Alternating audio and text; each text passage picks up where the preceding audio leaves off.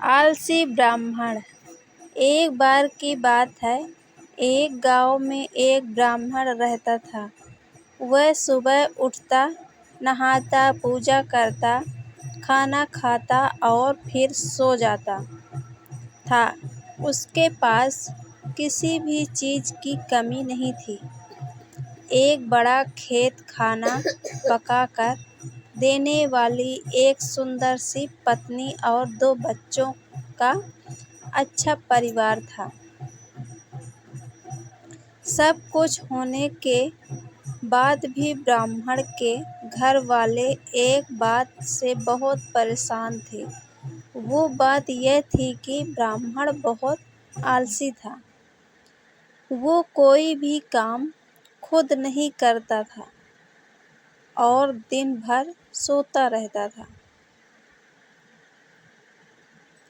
एक दिन बच्चों का शोर सुनकर ब्राह्मण जाग गया और उसने देखा कि उसके दरवाजे पर एक साधु महाराज आए हैं। ब्राह्मण और उसकी पत्नी ने साधु महाराज का स्वागत किया और उन्हें भोजन कराया। भोजन के बाद ब्राह्मण ने साधु की खूब सेवा की। साधु महाराज उनकी सेवा से बहुत प्रसन्न हुए और उन्हें वरदान मांगने को कहा। ब्राह्मण ने वरदान मांगा कि मुझे कोई भी काम न करना पड़े और मेरी जगह कोई और मेरा काम कर दे।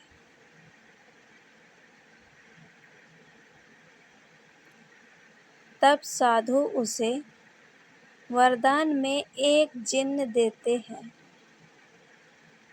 और साथ में यह भी कहते हैं कि जिन्न को हमेशा व्यस्त रखना।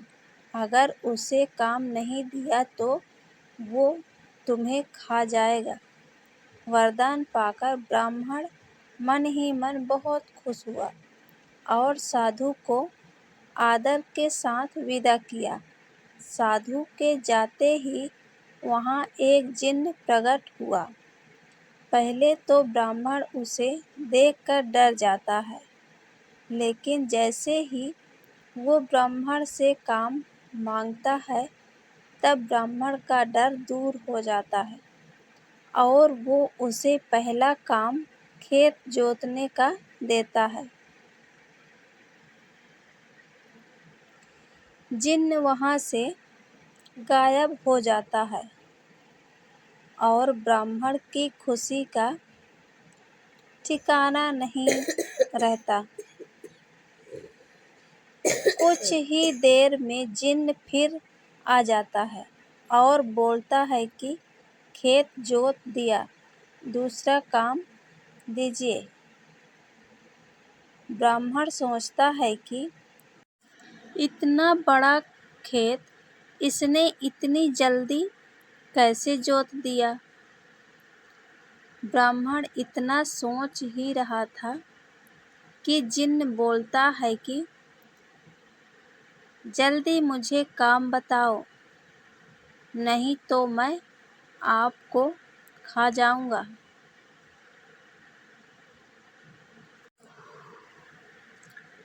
ब्राह्मण डर जाता है और बोलता है कि जाकर खेतों में सिंचाई करो।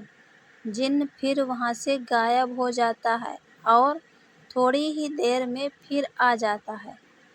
जिन्न आकर बोलता है कि खेतों की सिंचाई हो गई, अब अगला काम बताइए। ब्राह्मण एक एक कर सभी काम बताता जाता है और जिन्न उसे चुटकियों में पूरा कर देता है। ब्राह्मण की पत्नी यह सब देख रही थी और अपने पति के आलसीपन पर चिंता करने लगी। शाम होने के पहले ही जिन्न सभी काम कर देता था। सब काम करने के बाद जिन्न ब्राह्मण के पास आ जाता और बोलता कि अगला काम बताइए, नहीं तो मैं आपको खा जाऊंगा।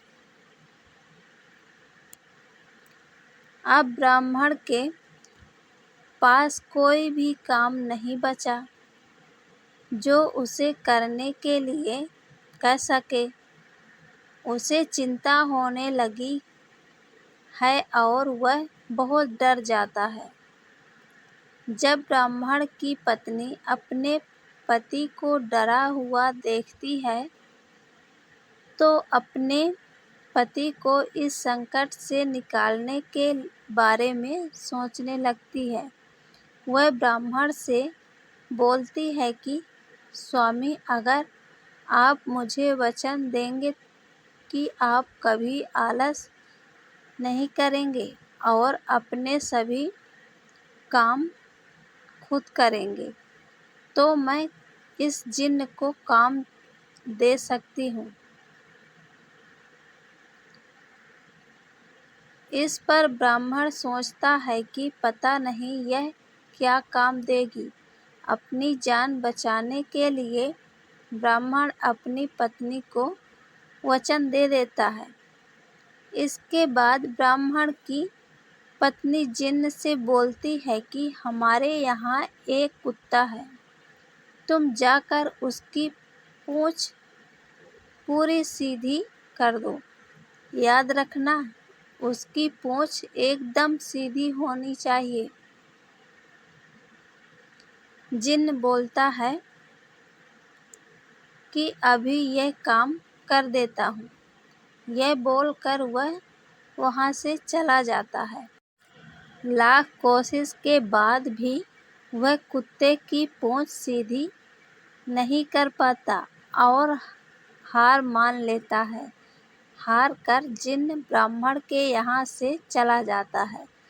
उस दिन के बाद से ब्राह्मण अपने आलस को छोड़कर सभी काम करने लगता है और उसका परिवार खुशी खुशी रहने लगता है।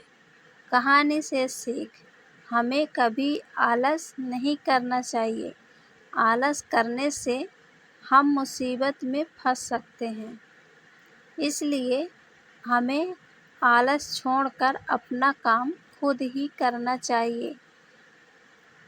ये कहानी पसंद आए तो लाइक और शेयर ज़रूर करिएगा।